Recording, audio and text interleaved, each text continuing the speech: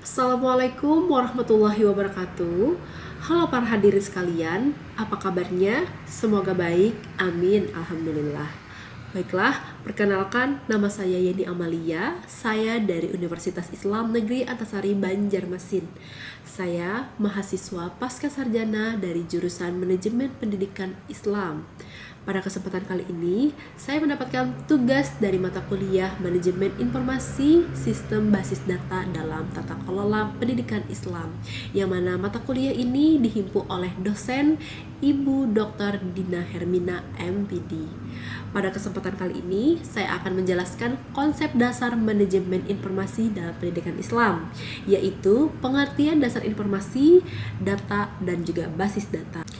Teman-teman sekalian, hari ini kita akan menjelaskan tentang konsep dasar manajemen informasi dalam pendidikan Islam. Mengapa ini penting? Karena di era sekarang, sekolah, madrasah, bahkan pesantren dituntut untuk bisa mengelola data dan juga informasi dengan baik. Mulai dari data akademik, data administrasi, bahkan data kegiatan keagamaan. Semua itu akan mendukung terciptanya lembaga pendidikan yang transparan, akuntabel, dan juga efisien. Oke, mari kita bahas satu persatu.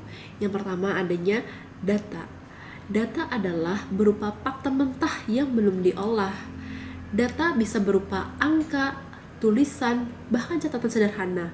Contohnya, data mentah adalah catatan awal atau fakta-fakta sederhana yang dikumpulkan tetapi belum diolah menjadi sesuatu yang bermakna.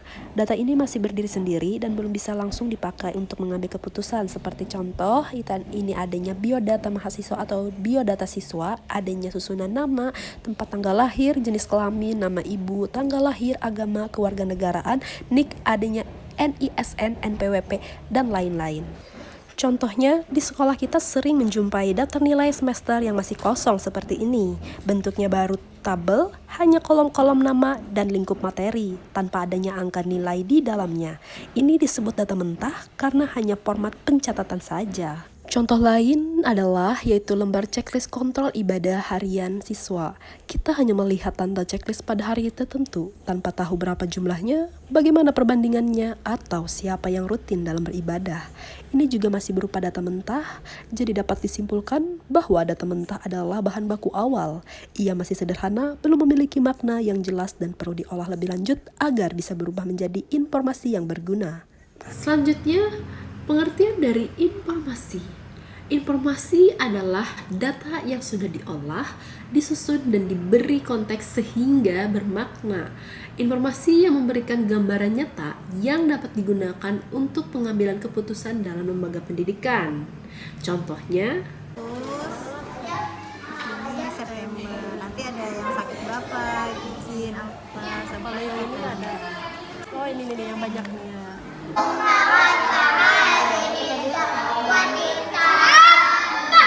Nah, itu tadi adalah merupakan contoh dari kegiatan wali kelas untuk mendata daftar absensi siswa dan juga daftar sholat harian siswa serta daftar nilai Al-Quran siswa dan daftar infak siswa. Tentu seperti yang kita ketahui, daftar absensi siswa yang pada awalnya tabel absensi ini hanya berupa kolom kosong dengan nama dan tanggal. Bentuk seperti ini masih disebut data mentah karena hanya format pencatatan saja. Namun setelah guru mengisinya setiap hari, tanda hadir, sakit, izin, atau apa mulai terisi. Dari sini kita bisa membaca pola kehadiran siswa, siapa yang rajin hadir dan siapa yang sering absen. Data absensi yang sudah terisi inilah yang berubah menjadi informasi yang bermakna. Dan selanjutnya adanya pengertian dari basis data atau disebut dengan database. Yang pertama, basis data adalah kumpulan data yang terorganisir, disimpan secara sistematis, dan dapat diakses dengan mudah. Contohnya, semester pertama Anas sampai Al-A'la, kemudian At-Thoriq sampai An-Naba, seterusnya targetnya 1 juz. basis data adalah tempat penyimpanan data yang terorganisir dan sistematis sehingga data mudah diakses, diperbarui, dan digunakan kapan saja. Kalau di buku absensi atau daftar sholat, catatan hanya tersimpan manual, maka dalam basis data semua data tersebut dimasukkan ke komputer, misalnya ke file Excel seperti ini atau ke dalam aplikasi khusus sekolah. Dengan basis data, semua catatan siswa bisa tersimpan dengan lebih rapi dan aman.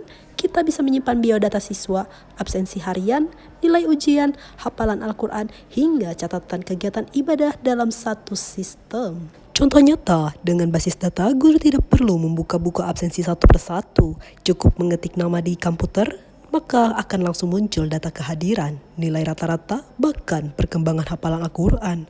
Jadi, basis data berfungsi sebagai wadah besar yang menyimpan semua data agar mudah dikelola dan diolah menjadi informasi yang bermakna. Dari penjelasan tadi, bisa kita simpulkan yang pertama adalah data. Data adalah catatan awal atau fakta mentah seperti daftar absensi, daftar sholat, daftar nilai Al-Quran, daftar infak yang masih kosong atau baru berisi sebagian.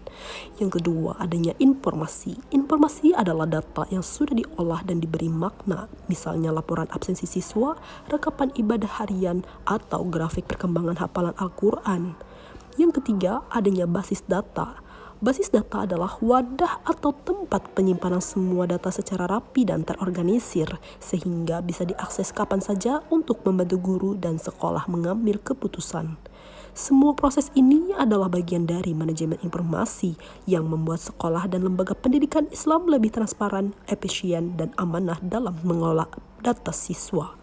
Harapannya, dengan pemahaman ini, kita bisa semakin bijak dalam memanfaatkan data dan teknologi untuk mendukung pendidikan Islam yang profesional, namun tetap berlandasan nilai Quran dan As-Sunnah.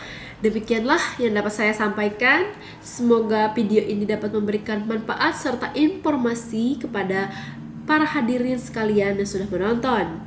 Jika terdapat kekurangan dan kesalahan, saya mengucapkan mohon maaf. Billahi wal taufiq wal hidayah. Ihdinas siratal mustaqim. Assalamualaikum warahmatullahi wabarakatuh. Terima kasih.